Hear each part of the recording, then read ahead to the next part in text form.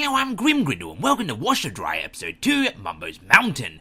Now, I know what you're thinking. Spiral Mountain followed by Mumbo's Mountain? What is this? I came here to watch a washing machine go on an epic journey and eventually kill a witch, not watch it become a world-class mountaineer. And I understand your confusion, but rest assured, this is the last of the mountains. There will be later on a peak, but no more mountains. What you're seeing in the background here is the secret puzzle challenges which unlock the cheat codes, the last of which being Wishy-Washy Banjo, which allows this cheat for which the challenge is based on. If you want more information on that, I do go into it in more detail and at regular speed in part 1, and if you're wondering why I have to do it again, as I mentioned in part 1, if you leave the game you cease to be a washing machine, which is a problem when the entire challenge is to finish the game as a washing machine, which I didn't actually realise until having done part 1 coming back to do this one, part 2, and so unfortunately I had to go through the entire ordeal again. And so with the puzzles defeated, the cheat code entered, and the washing machine status proudly restored, it's time to slow things down a bit and get on with Washer Dryer Part 2, Mumbo's Mountain. Now, this is of course not the first time in the series that we've been to Mumbo's Mountain. We were previously here in part 1 because there are moves and jiggies you need to get in order to actually get to and unlock Treasure Trove Cove, which is of course a necessary requirement to actually turn into the Washer Dryer, for that's where the sandcastle is, where you must enter the cheat code that you unlock from the secret puzzles.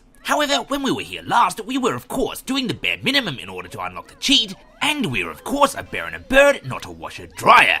And since this series is called Washer Dryer, not Banjo-Kazooie, who would after all play a game called Banjo-Kazooie, now our goal, since we have now transformed successfully into the title characters, has shifted dramatically. We are attempting now to collect and conquer all that we can.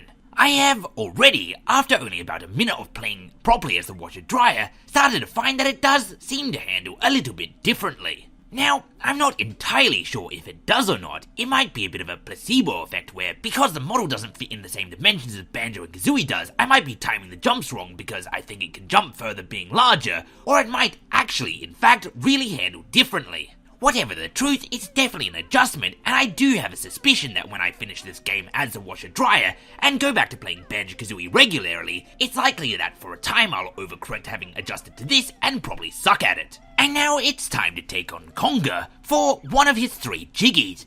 We've already got 2 of the 3 in part 1 as we were trying to unlock Treasure Trove Cove, but there's still the one we can do on the ground as he throws his oranges at us. This is, of course, a very easy challenge. It is, after all, the first level, and I'd say on the first level, it's probably the first challenge that most people would do. You know, just judging by how linear level design is. And now, having gotten that jiggy, just to briefly illustrate what I was talking about in the first part about not being able to raise the platform as the Washer Dryer, as you can see, even though the game allows you as a washing machine to actually get the orange, Chimpy wants none of it. He's got some kind of technological prejudice, and despite having the orange for him, he won't give you the time of day. This is why I heavily suggest you choose to do the other 2 Conga challenges as Banjo and Kazooie, because otherwise if you leave it to the Washer Dryer, you're going to be immediately locked out of them. Now, as our heroic Washer Dryer machine moves up the hill, let's briefly talk about an interesting difference I noticed when we got the jiggy.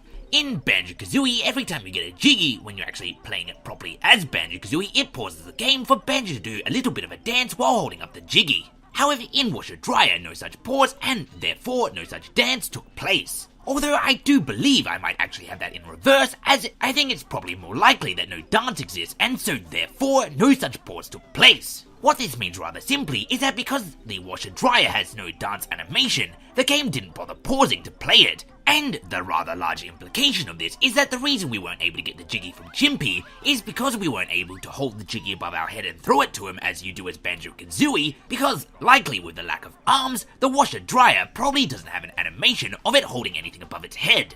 The obvious implication of this is that every single time a jiggy requires a custom animation, and certainly all the times it requires holding something above your head, which is at least a few of them that I can think of, it's probably going to be a problem.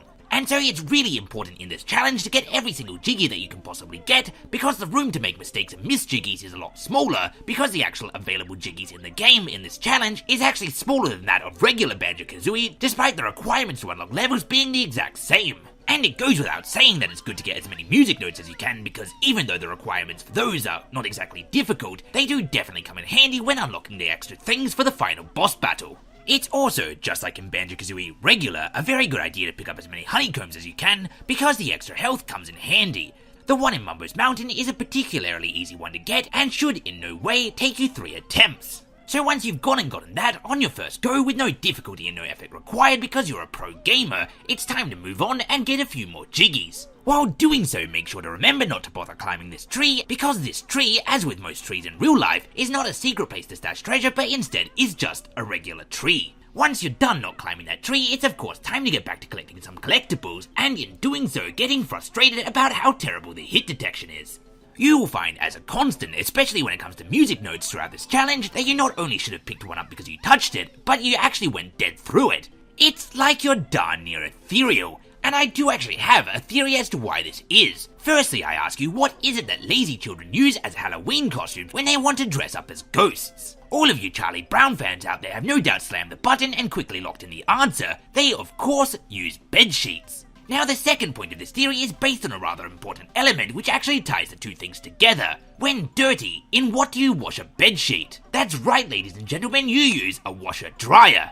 And so therefore, I argue, could not, much like a sword imbued with magical runes, a washing machine when filled with bedsheets meant to invoke spirituality take on a ghostly form? And so in light of that, the hit detection is not actually bad, but instead, when Banjo and Kazooie transform into the washer-dryer, rather than just taking on another form, they are instead being transported into another plane of existence. They have now passed through the realm of mortality and now walk as a spirit. But that's just a theory. A game theory. Either that, or it's just because it's just a silly little cheat thrown in as an extra that the game developers didn't actually expect you to use to try to pass the game, and so therefore didn't polish it. But, I mean, come on, it's probably more likely the ghost thing, let's be honest. With that brief philosophizing out of the way, it's time to get on with yet another one of the most easy challenges in Banjo-Kazooie. I am of course referring to the devastation you deal out to a small defenseless and unexpected village while making sure you understand how to use the ground pound ability. Which will, for our troubles, reward us by giving us 2 jiggies, one for finding the last of the gingers on this level, and one for just completing the challenge, because while the Rolling Stones sung that you can't always get what you want, sometimes you certainly can. Also, it's rather interesting to note that while getting a regular jiggy, as I mentioned earlier, doesn't cause you to pause as you do a little dance, when getting the jiggy that comes from getting the final ginger, it does in fact cause you to stop moving. I have no idea why that jiggy would do that, while every single other jiggy gotten in this level hasn't done anything at all. If you do know or have a theory, let me know in the comments, and I'll pin the most informative or the most absurd.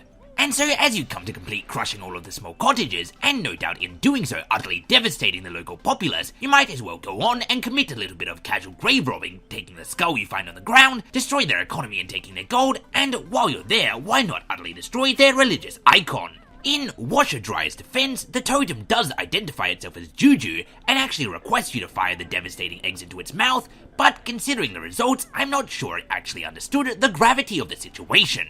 Or maybe he did, and this game is just far darker than I remembered. And so with Juju's euthanasia request carried out and his inheritance plundered, it's time to move into Mumbo Jumbo's hut. Luckily, our good friend Mumbo Jumbo was asleep and didn't hear us destroying his village or assisting in the suicide of his sentient totem pole. We took advantage of his slumber to rob him, and then when he woke up, we decided to continue robbing him, because really, what are friends for? Also, it is here that I encountered some of the hardest platforming in the game so far, jumping on this small pole. I'm really not sure why it's so difficult, it has no real business being so. It was here that I was going to make a witty quip about how Mumbo should refrigerate his eggs, but then I looked it up, and in Europe apparently they don't do that, or they don't always do that, and since Rare is an English game, I guess this is accurate. So, relevant link in the description if you want to learn about refrigerated versus non-refrigerated eggs. But now it's time to transform into a bear and bird, transform into a washer-dryer machine, transformed into an ant. Wait, no, my mistake. You in fact turn into a termite, which, while similar, is not actually an ant. Thank you, Google. Once you have transformed into a termite in this level, there's no real additional challenge, because the game is of course built for you to actually function as a termite and do the challenges that the termite is actually there to do.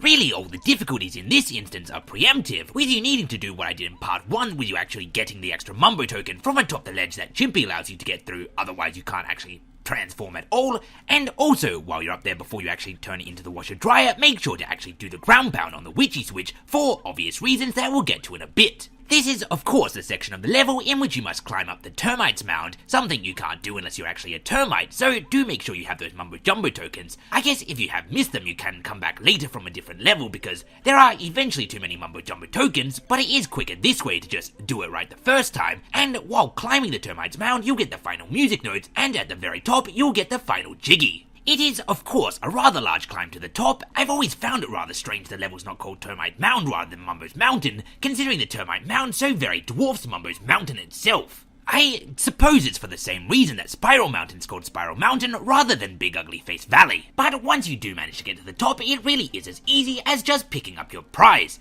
I mean, you've already jumped through a lot of figurative hoops to get through it, so it makes sense to not make you jump through any literal ones.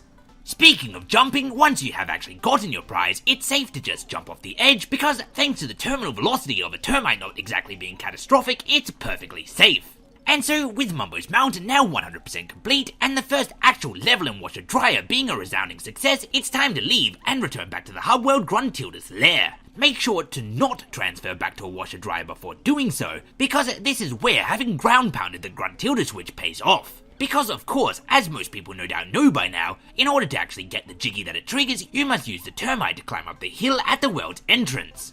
And so with that, Washer Dryer Part 2, Mumbo's Mountain, has come to an end. Thanks for watching, and as always, until next time, I have been and still am Grim Grindle. Also, as one final note, if you don't actually go back and transform and instead just go to leave, this really weird and kinda creepy glitch occurs.